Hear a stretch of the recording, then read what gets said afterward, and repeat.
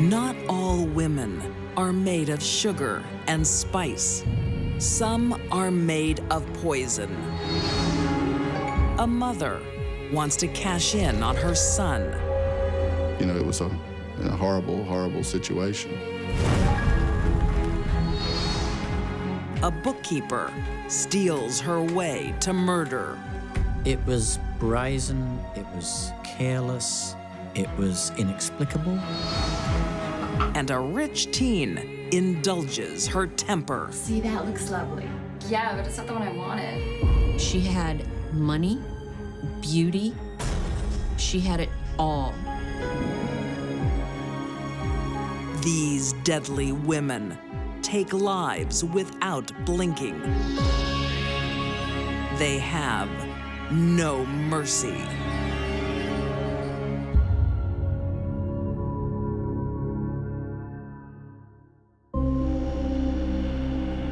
August 2008. Russellville, Alabama, is small town, heartland America. Home to the Scott family. On top, Christie dotes on her youngest son, the blue. 4-year-old Noah. 6-year-old Mason is more of a challenge. No. He had some appearances or some attributes of autism. He was on some sort of medication, and he's a lively child. It's Noah's game. Hey, what's going on? He just wants to play. His father, Jeremy, has the patience to deal with Mason. Christie doesn't. Her tolerance toward Mason and the way he reacted to things was totally different than how she treated Noah. It's been that way since the day Mason was born. We had several witnesses that had noticed how quick to anger she was with Mason versus how patient she was with Noah.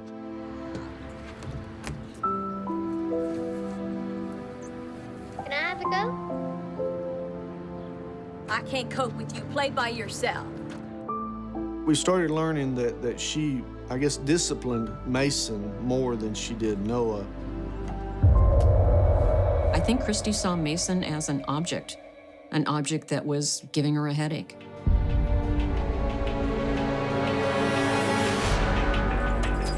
Christie's attitude to Mason is an open secret. The mom even fights with him in the schoolyard. She and Mason Scott got into a huge argument.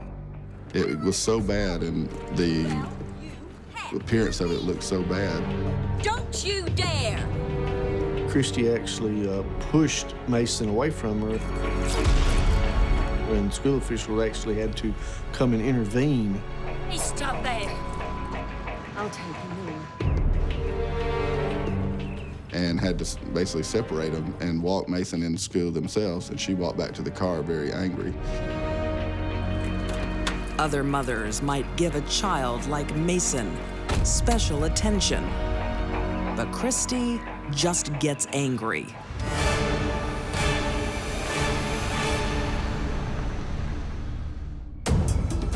In the early hours of August 15th, 2008, Christie runs to her neighbors for help.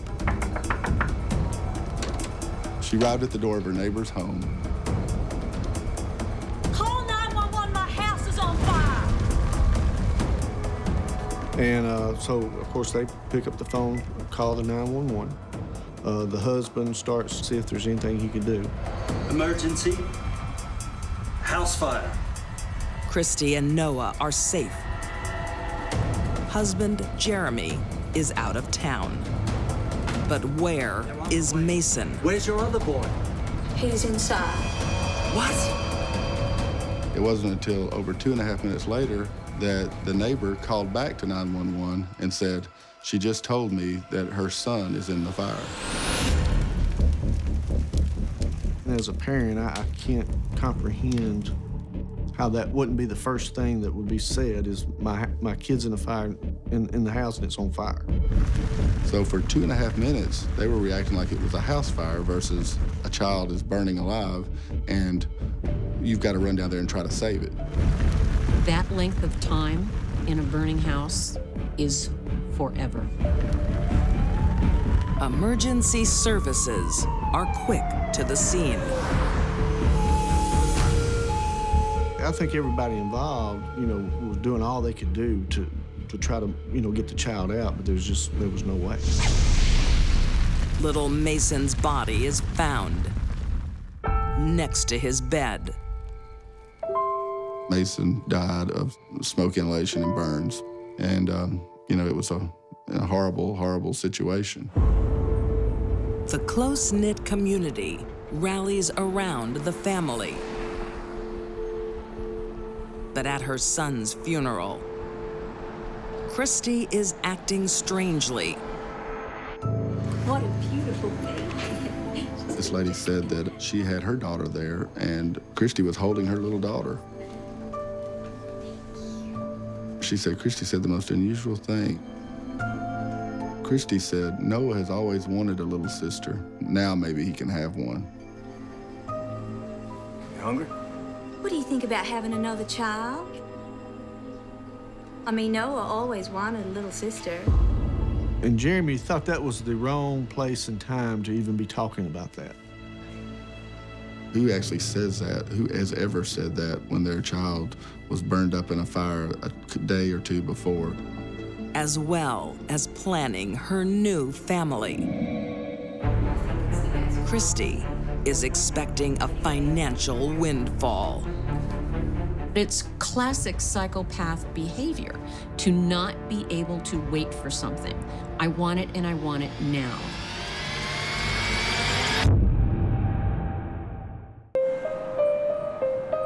In 2008, while the tiny community of Russellville, Alabama, mourns 6-year-old Mason Scott, investigators searching his fire-ravaged bedroom find something alarming. This isn't supposed to be here.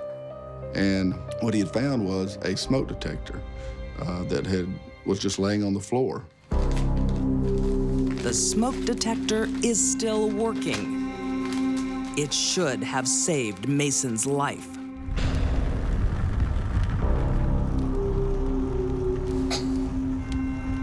You could have wiped it off with a rag and probably put it back on the wall and it looked brand new. It looks like someone has disarmed it. The smoke detector was determined to have been pulled off the wall. I knew somebody had killed Mason Scott. Fire investigators, experienced ones, can smell an arson the way a shark smells a meal. This is now a murder case. Investigators dig deeper and discover fire and Christie go hand in hand. She did have a lot of fires in her background. There was numerous fires reported at the father's house, at the grandmother's house, and even at previous residences of Christie and Jeremy's. The vast majority of people go their entire life without ever suffering any fires. Christie had a lust for it. 3 years earlier, Christie's home catches fire twice in the same week. Arson is never proven, but where there's smoke, 2 fires in the same home just a few days apart. In my former line of work, we call that a clue. I think it's the best policy. as an insurance broker, Christie makes sure she has protection. And the day before Mason is killed, she tells her father to boost that protection. I was thinking about taking another application policy on the kids. But you got more than enough cover for them and the house. She originally had a $75,000 insurance policy on Mason. And within 12 hours of the actual fire, she had went and upped it $100,000, which made it $175,000. $100,000 life insurance policy on a 6-year-old the day before he dies is about as subtle as a brick upside the head. You can never have too much. Thank you.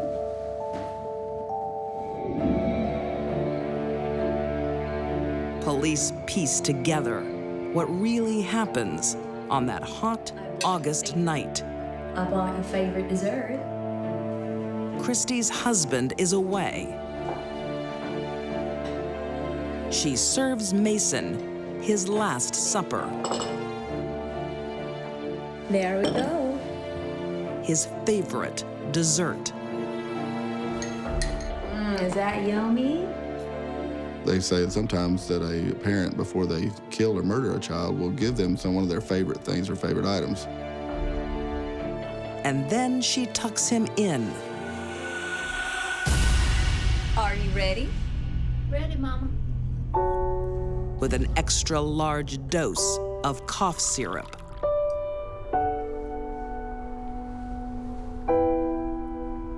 It was double the amount that would be normally given a child of that age. Christie keeps her favorite son, Noah, out of harm's way. Good night, honey. In her bed. Then she ignites her wicked plan.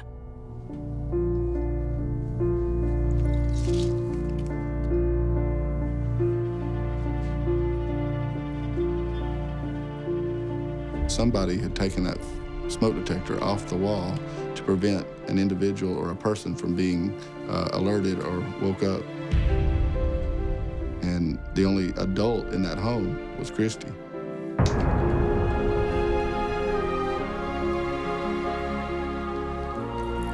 The thing that I guess that upsets me the most is just the fact that she could actually do that to a child, and then the fact that it was her child. Fire or death, it's got to be one of the most awful, painful ways. You know, she must have really, really not cared or hated her child to allow him to die in a fire. Christie Scott denies everything. I never have been more sure about somebody being guilty than I have on that trial. In June 2009, the jury agrees. Christie is convicted of capital murder and sentenced to death by lethal injection. She remains on death row. Fire did a lot for Christie. When she burned a house down, she got a new house. When she burned down her last house, she also got rid of a big problem, Mason. Christie Scott showed no mercy for her firstborn child. Just an unquenchable desire to eradicate him and boost her bank balance. It would take an incredibly heartless person to burn their child to death. I don't think Christie gave a whit for Mason.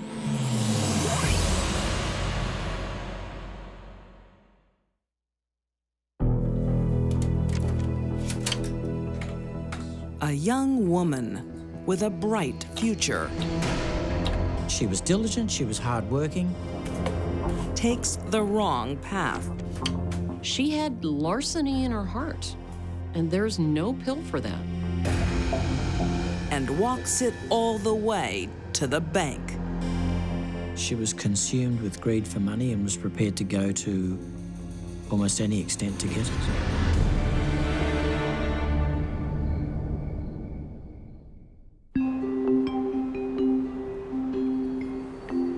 January 1999, in Sydney, Australia. 21-year-old accounts clerk Sneza starts the new year with a new job at the local car dealership. Sneza was the daughter of immigrant parents to Australia. She presented very well, she had a nice manner about her. Can you save it on a diesel? She was diligent, she was hardworking. Yeah, my course was all computer-based. Great. But appearances can be deceiving. So how come you left the courier company? I needed a change. I can relate to that. Sneza has a dark secret she'll do anything to hide. Hi, I just need you to sign this invoice. Sure. 6 months earlier, she worked for a courier company in the city. So you enjoying the job? I am. Yeah, I'm finding it rewarding. Good. Sneza's rewards are more than her pay packet. She is defrauding the company. Not nickels and dimes, but cold, hard cash. She had defrauded them of something like $100,000. What she'd done is she'd manipulated invoices that had been coming into the firm. Sneza thinks she's hit the jackpot. Yes! She decides to invest the money at her local casino. How much did you win? $3,000! Drinks on me. Oi! Over here! She is known to spend $10,000 a day. Sneza's greed trumped her good judgment, if she ever had any. For Sneza, it's easy come, easy go. Until her superiors sniff out her daylight robbery. To her father's horror. A career-ending crime that could end in hard time. Sneza, how could you? She was informed that her fraud had been detected and that the police would be involved. I'm afraid we have no other option. We have to call the police. Incredibly, she gets a last-minute reprieve. I have money and I can pay you back. I'll have to speak with my supervisors. Thank you. The company strikes a deal with Sneza's father. I don't understand this. Why Sneza? I promise I won't do it again. I'm so sorry. Her parents went and mortgaged their home to get the $100,000 to pay off this company. Management have agreed. So their daughter wouldn't be reported to the police. Sneza steals 100 grand without punishment. It's all gain and no pain. I'm sure that her parents had the best of motives, thinking surely she will learn her lesson from this. Psychopaths tend to not learn from their mistakes, and Sneza didn't either.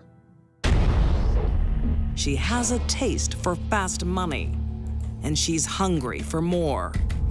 Within months, she was at it again. Sneza soon gains the trust of her new boss at the car dealership. You working back? Yeah, I'm gonna get through these invoices. Good for you. 51-year-old accountant, Richard Peach. He lived on his own. He'd worked for a long, long time as the finance manager. He was the sort of person that everyone liked. Richard has no idea Sneza's just been fired for fraud. She even has a reference from the company that she stole from. It didn't speak about her in glowing terms, but it didn't disclose the fact that she had been responsible for $100,000 fraud. When the coast is clear, she dons her apron of deceit and goes to work cooking the books. What Sneza would do was change the details of the company that the money was going to be paid so that it still had the name of that company, but a different account number and branch number. Sneza inserts her bank details on the invoices, secretly siphoning the cash into her own account. Nobody at the company suspected her of anything. Nobody would have looked at her and thought that she was engaged in massive fraud. Sneza could have made a good living and progressed well as an accountant, but stealing was much more fun. In just 6 months, Sneza plunders $180,000. Most of it ends up lost at the casino. She is slipping into addiction. Sneza was desperate for money and desperate to get away with the theft. The stakes couldn't be higher. Sneza is gambling with her freedom, and the odds are stacked against her. It was a brazen act of fraud that eventually was going to be detected.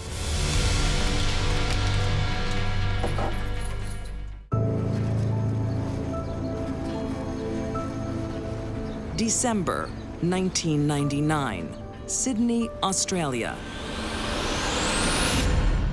This is the second time I've called, and I'm still waiting.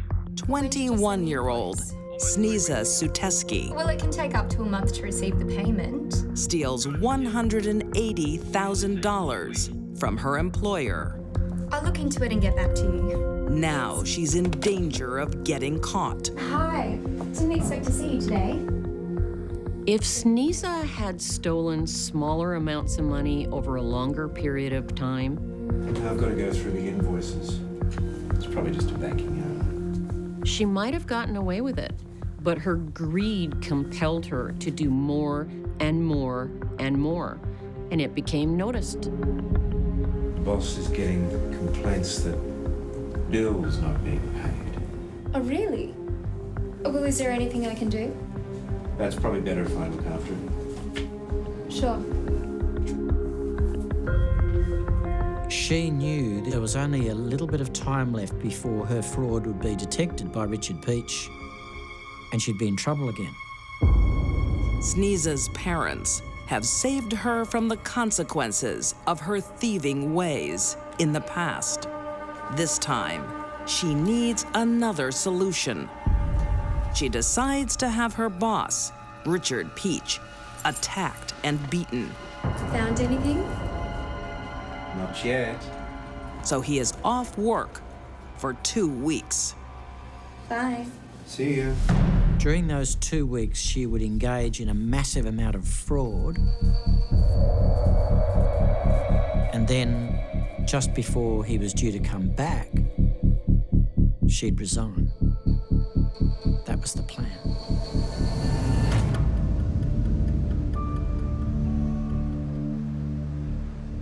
Sneza goes looking for hired help to do her dirty work. 75 minutes late. Where are they? Relax. A lot of women, when they want someone dead, don't want to do it themselves, so they hire someone. You're sure we can trust them? He's my boyfriend, and he wants some money. And that's what Sneza did. Hello, hello. Hey, where have you been? Sneza's friend has connections in the drug underworld. Sneza? She's introduced to a 19-year-old heroin addict. Would you like a drink? No, I'm good. There was one meeting that they had where there was a particularly important conversation where they were discussing exactly what would be done to Richard Peach. So when does this need to happen? It has to happen before Christmas.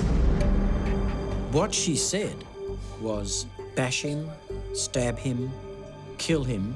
I don't give a F. I don't know, as long as he doesn't show up for work. What she was really doing there was giving the hitman a blank check. You do whatever you think is necessary. I don't really care.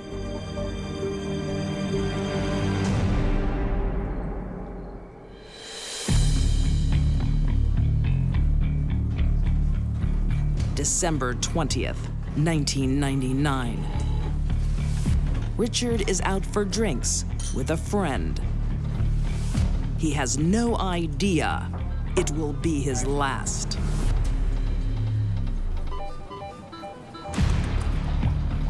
Sneza was very much hands-on. She went into the club whilst the hitman waited in the car park.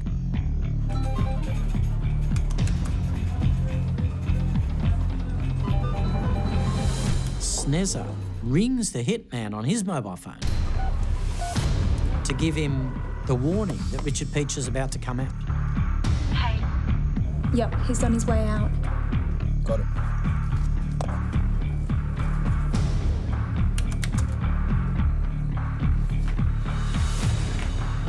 As he comes out of the club into the car park, there's a woman with him. There's also a security guard in the vicinity. There are too many witnesses. Sneeza's hitman is forced to improvise. So he drives furiously to Richard Peach's home because he thinks, I'll have a second opportunity here outside his home to attack him.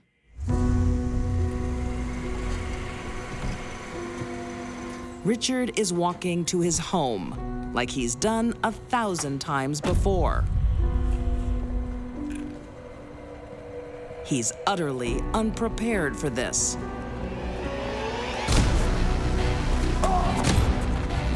The hitman comes up behind him, hits him on the back of the head with a hammer, thinking that he will lose consciousness. But Richard is stronger than he looks. He doesn't drop.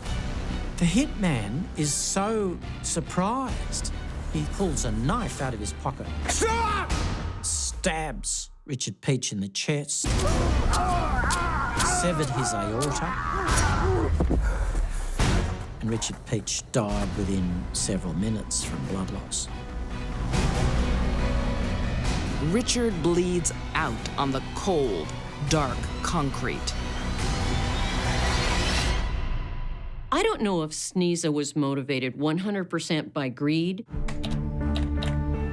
or she was desperate, but in the end, she killed.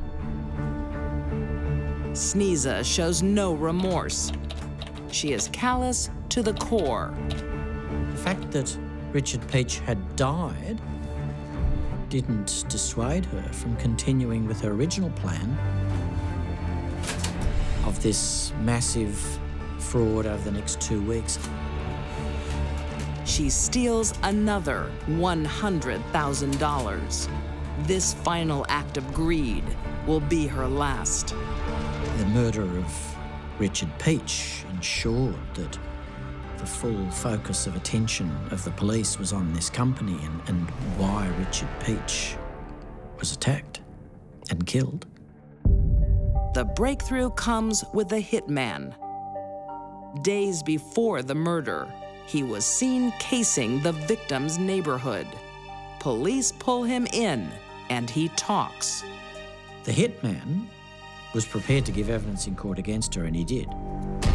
A month after the death of Richard Peach, Sneza is arrested and charged with 1 count of murder and 9 counts of fraud. She pleads guilty to the fraud, but not to the murder. She argues she ordered a beating, not a dead body. But the law disagrees. The jury found that she was responsible for his death, and they convicted her of murder. Sneza is sentenced to 24 years in prison. The stolen money is never recovered. Did she stash it? Or is it lost at the casino? We may not know where the stolen money is, but fortunately, we do know where Sneza is. An 8x10 cell. A spoiled rich kid. She'd sleep all day, and then she'd go out at night and party. You have to take me! Who won't take no for an answer. She was starting to exude behavior that was violent. I hate it here! Turns teen rebellion into tragedy. She had it all, and she threw it away in one moment. Hollywood, 2001. The playground of the rich and famous, and those who want to be. One of the want-to-bees is 17-year-old Katrina Sarkisian. She had a half-sister, Sabrina. She lived with her in a very exclusive Brentwood neighborhood in west side of LA. Their wealthy mom, Angelique, wants the best money can buy for her daughters. See, that looks lovely. Yeah, but it's not the one I wanted. Darling, it was too expensive. Yeah, but I want that one. Angelique is reported to have just overindulged her children to the point where they had multiple mopeds, go-karts, motorcycles, just to get to the Starbucks to get a mocha. Okay, we'll go back to the store tomorrow. Katrina's life would be the envy of most teenagers. This was exactly what Katrina did not need. Katrina needed structure and rules. At home and at school, Katrina is like a runaway train. She was a fairly normal kid up until middle school. And that's when trouble started to appear. The little rich girl starts to run right off the rails. What are you doing? Nothing. I can smell what you're doing. Then why did you ask that? My office now.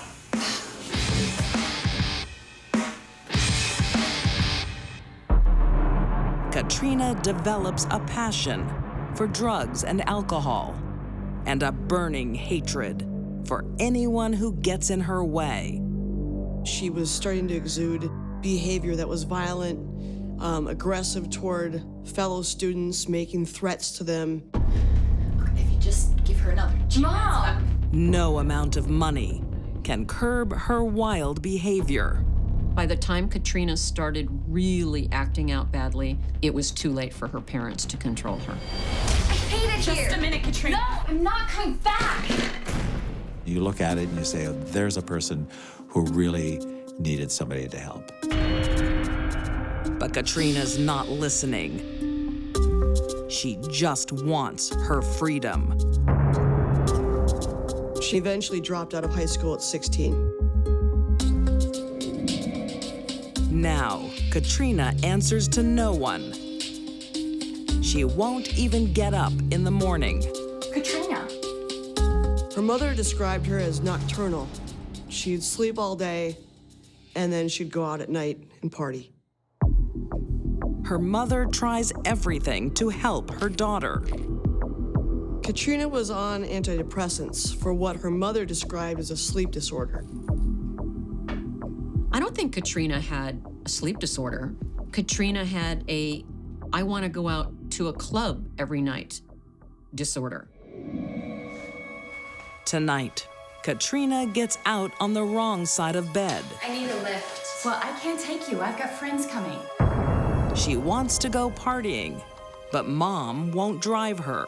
How am I supposed to get there? I don't know. You have to take me! Katrina! Now! Katrina had assaulted Angelique multiple times in the home. Okay. Hitting a parent is a line that should never be crossed. Katrina did it. Across town, another teenage girl is also preparing for a night out. 15-year-old Deanna Moran is smart and sensible. So, who's having the party tonight? Just a friend? She was an all-star volleyball player. She played in water polo. She was in the track. She was on the honor roll. What friend? Okay, a friend of a friend. Deanna's been invited to a party in West LA. The all-star student can hold her own in a crowd. I gotta go, Mom. She was always the one standing up and defending her friends or anybody who was being bullied.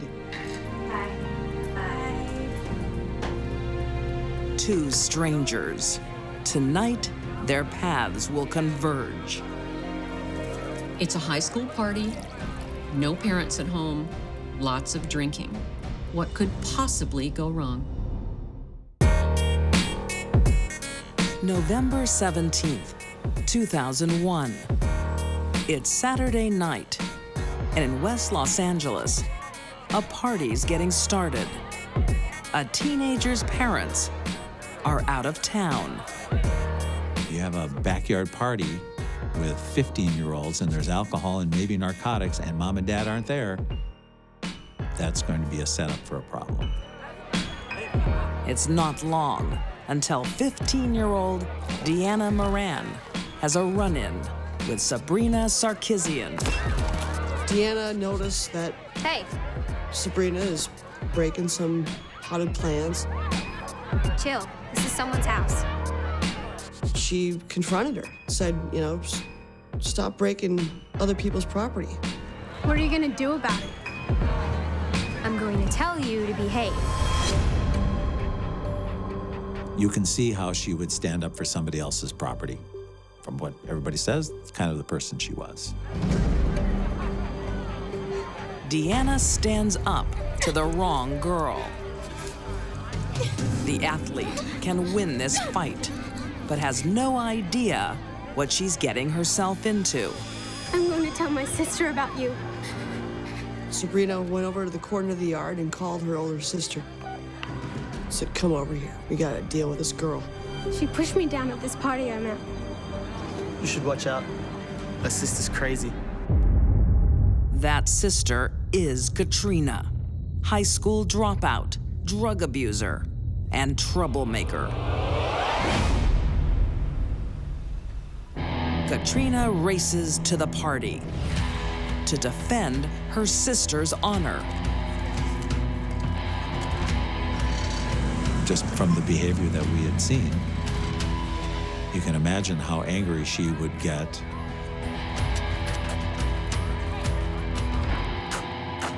Who pushed my sister? Deanna has always stood up for what's right, and she won't back down. It was me. And Deanna, like Deanna does, daring Deanna, said it was me. You got a problem with that? But this is no simple catfight. It was just a quick punch. And all of a sudden, Deanna's laying on the ground. And she was kind of gasping for air a little bit. Deanna, what's wrong? Her clothes were sticky. And they realized... She's bleeding. She's bleeding. Deanna has been stabbed once through the heart. Katrina Sarkisian made sure she had the upper hand in this battle. It was a knife whose purpose was to be hidden in someone's hand. Why did she have that? I don't know what else Katrina would be doing with a knife showing up at a party other than to do harm. I don't think there's anything Deanna could have said to Katrina to stop what was going to happen. Katrina wanted to kill someone. The sisters are gone before anyone has time to react. The terrified teens don't call 911. They decide to take Deanna to the hospital themselves. Somebody pulled up in a car and they said, well, let's just take her to the hospital. We've got to get her to a hospital. Which turns into be, when you think about it, quite a fatal mistake. Without professional help, Deanna dies when she reaches the hospital. With dozens of witnesses, the police come straight to Katrina's door. Katrina gets picked up by 2 detectives with the LAPD at about 2 o'clock in the afternoon.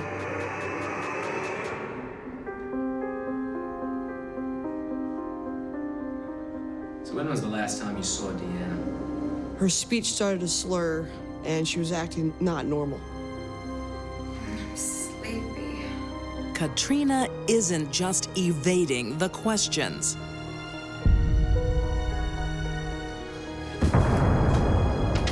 She's committing suicide. She stopped breathing. We need an ambulance. You can only imagine that this person sitting at home, being traumatized from whatever occurred at that party in her mind, being so tormented that she's going to down a whole bottle of pills and then go to the police station. She's taken 43 antidepressants that morning. Half that number is lethal. Just like her victim, Deanna. No one can help Katrina. Within not even a 24-hour span, 2 sets of parents have lost their daughters. And it's just unspeakable. I think in both households, what was happening. What started out as a teenage catfight ended up with 2 girls dead. How am I supposed to get there? Katrina Sarkisian couldn't be tamed. Now! Not by parents. My office now. School. Who pushed my sister? Or a stranger at a party. It was me. She was an explosion waiting to happen. I think Katrina had some sort of rage within her that needed to be dealt with. If it wasn't Deanna, it would have been somebody else. It would have been some other tragedy. She possessed everything you could wish for, except mercy. Katrina had money, beauty, she had it all, and she threw it away in one moment. These deadly women were cold, calculating, and selfish. Christie Scott burned her son alive for an insurance payout. Sneza stole much more than money. And Katrina Sarkisian's temper took a teenager's life. All 3 cared only about themselves. They showed no mercy.